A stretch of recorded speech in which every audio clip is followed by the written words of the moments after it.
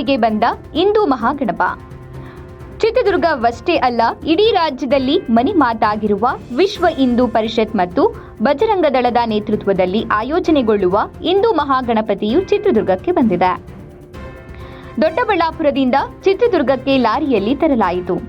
ಹೆದ್ದಾರಿ ರಸ್ತೆ ಮೊದಲಿಗೆ ಶ್ರೀ ಮಾದಾರ ಗುರುಪೀಠಕ್ಕೆ ಕರೆತಂದಿದ್ದು, ಅಲ್ಲಿ ಗಣಪನಿಗೆ ಪೂಜಿಸಿ ಬರಮಾಡಿಕೊಳ್ಳಲಾಯಿತು.